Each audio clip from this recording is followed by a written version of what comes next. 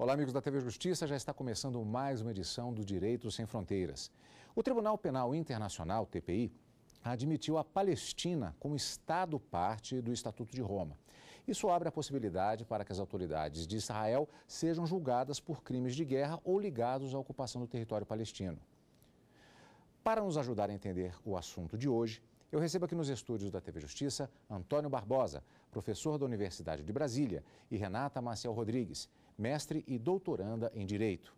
Antes, como sempre, vamos assistir a uma reportagem de, no caso, Leonardo Ferreira, para nos ajudar a entender melhor como funciona o Tribunal Penal Internacional. A adesão ao TPI é um marco importante para a Palestina na luta pelo reconhecimento internacional. Criado em 2002, esse tribunal tem poder para investigar crimes de guerra e contra a humanidade. Com a adesão, a Palestina dá ao Tribunal Penal Internacional a permissão para investigar as denúncias de crimes cometidos na região. Uma delas é a ação da ofensiva israelense na faixa de Gaza no ano passado, que deixou um saldo de 2.200 mortos. Com esse reconhecimento, autoridades de Israel podem ser julgadas por crimes de guerra e ocupação de território.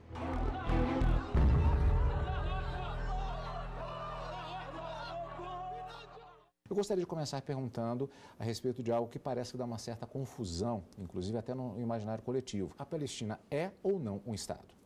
Juridicamente, a Palestina ainda não é considerada um Estado internacionalmente, apesar de vários países já terem reconhecido, mas oficialmente, até mesmo em razão da própria ONU não aceitá-lo enquanto Estado-membro, ela não pode ser considerada Estado no sentido jurídico.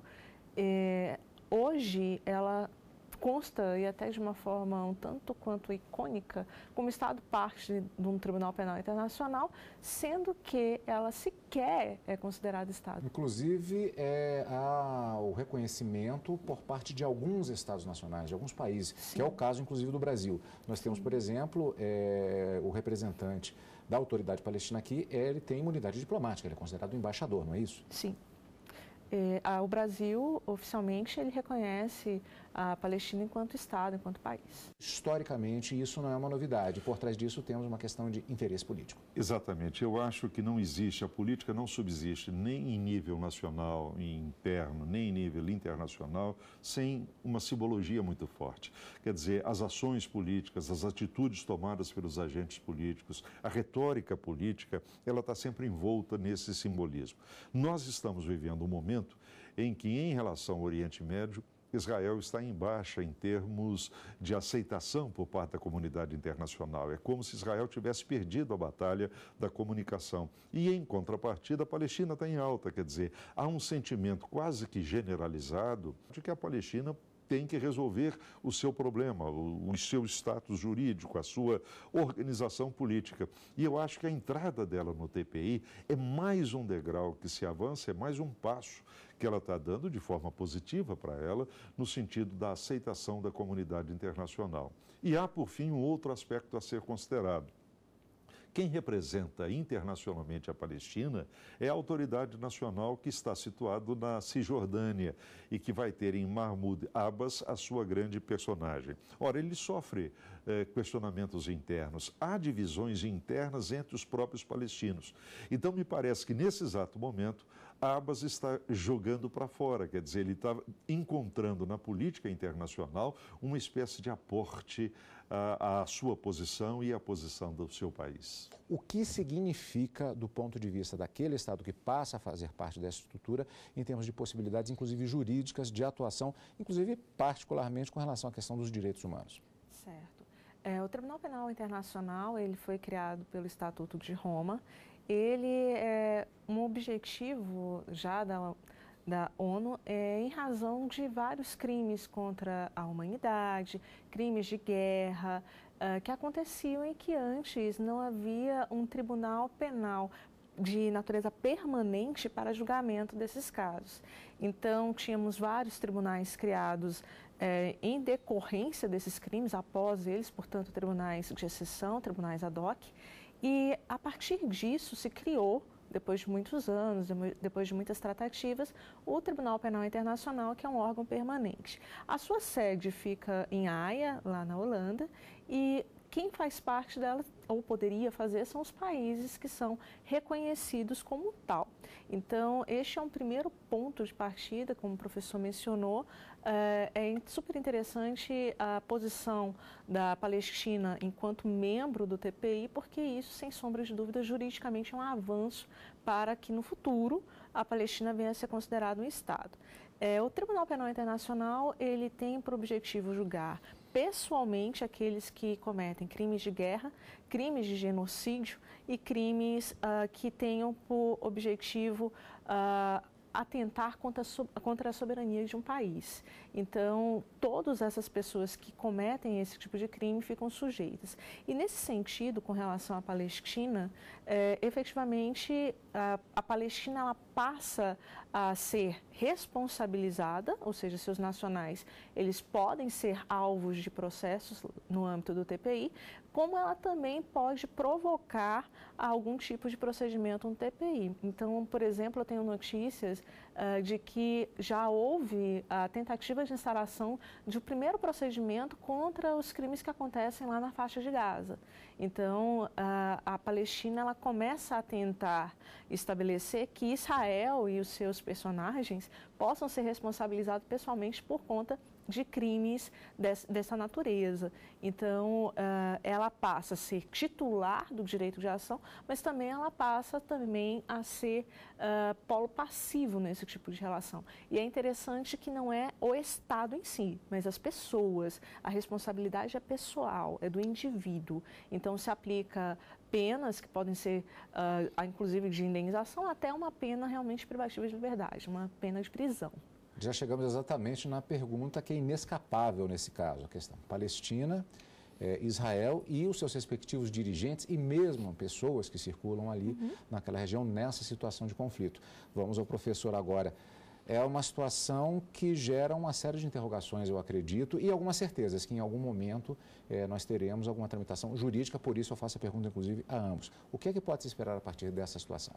Bem, eu vou responder histórica e politicamente falando. Eu tenho para mim que da mesma forma que interessará a Palestina levantar algum tipo de questionamento acerca do comportamento assumido por um ou outro personagem de Israel, até porque a professora disse com muita propriedade, o TPI não julga países, ele julga pessoas, a resposta será inevitável. Quer dizer, se isso se concretizar, ela não será apenas um polo ativo do processo, mas será um polo passivo, porque vai receber a reação por parte de Israel. Por exemplo, falando dos foguetes lançados da faixa de Gaza para o território israelense. Nesse sentido, eu acho que a entrada da Palestina no TPI vai deixando de ser apenas de ter apenas um caráter simbólico para ser mais um obstáculo em termos políticos a uma efetiva aproximação entre esses dois países, quer dizer, ao avanço das negociações de paz que, no fundo, começaram para valer em 1993 em Oslo. Esse é um lado da questão. Mas há um segundo, se você me permite, que eu gostaria de chamar a atenção. Claro.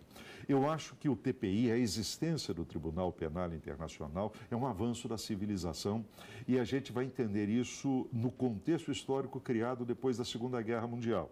Primeiro com a criação da Organização das Nações Unidas em 1945, mas, sobretudo, com a aprovação da Declaração Universal dos Direitos do Homem e do Cidadão, porque pela primeira vez, em termos claros, incontrastáveis, ficava assentado que em determinadas situações a autonomia, a independência de um determinado país não é ferida por uma ação supranacional em termos de direito. Quer dizer, a concepção de direitos humanos que a Declaração Universal trouxe abre um terreno novo, do qual o TPI hoje é uma decorrência, quer dizer, ele culmina esse processo, quer dizer, um tribunal internacional que pode julgar pessoas, personagens de qualquer país. Acho que isso é um avanço em termos de civilização contemporânea.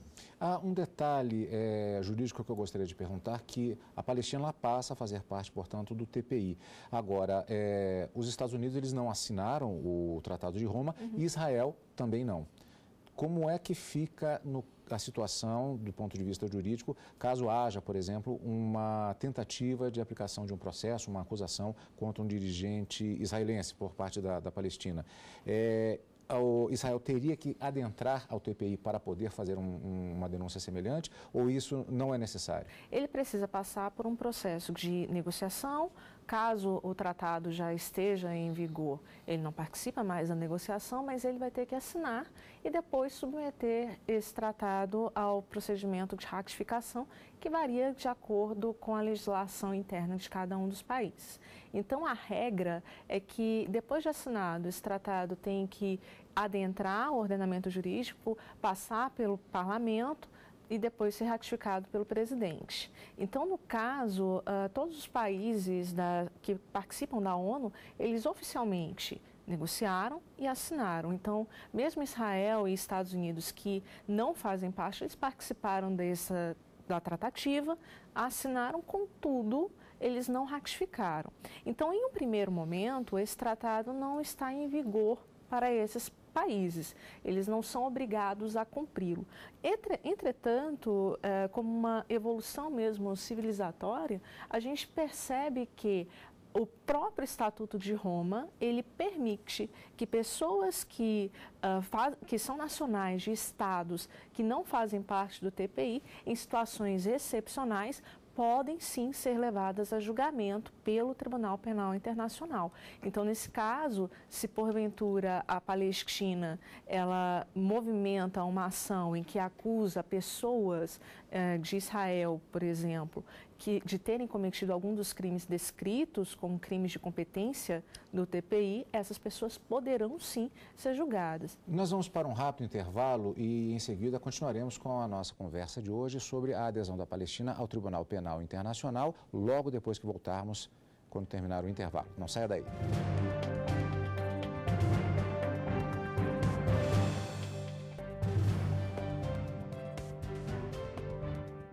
Estamos de volta com o nosso Direito Sem Fronteiras, falando sobre a adesão da Palestina ao Tribunal Penal Internacional. Professor, no bloco anterior, houve uma afirmação sua a respeito da importância da própria criação do Tribunal Penal Internacional do ponto de vista civilizatório. Ora, os tribunais, na verdade, dito de uma maneira simples, talvez simplória, eles existem exatamente para que sejam resolvidas as contendas que, na época da vingança privada, eram resolvidas olho por olho, dente por dente, na medida do que o indivíduo ou uma coletividade tivesse uma força física e que pudesse fazer a aplicação do que eles chamariam de justiça. Nesse sentido, será que talvez esta entrada da Palestina no Tribunal Penal Internacional não pode fazer com que aquilo que seria resolvido ou ainda é resolvido por meio da força de mísseis e carros-bombas passe a ter um outro foro que é o ideal, que é a discussão nos tribunais?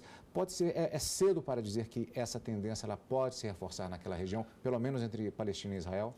Por um determinado aspecto, sim, é positivo sob o ponto de vista político. E essa entrada da Palestina no Tribunal Penal Internacional é um passo importante que ele dá nesse sentido. Houve uma mudança de agenda, então, nesses anos todos, desde Gamal Abdel Nasser nos anos 50 até essa realidade do século XXI? Houve mudança de agenda exatamente em relação aos palestinos sob a liderança de Yasser Arafat. Yasser Arafat foi terrorista na juventude, como Menachem Begin de Israel foi terrorista na juventude, etc. e tal. A história não é feita de mocinhos e bandidos com lados claramente definidos. Yasser Arafat tem uma trajetória que me parece interessantíssima, quer dizer, de um militante da causa palestina que não aceitava em hipótese alguma a existência do Estado de Israel, decidida pela Organização das Nações Unidas, terminou a vida convencido de que não havia outra solução senão a política, senão a negociação. Esse é um lado da questão. O outro eu não sei, porque a Palestina não é hoje, como nunca foi, um bloco monolítico. Ou seja, não há uma única voz, uma única posição, uma única retórica ou uma única atitude política na Palestina.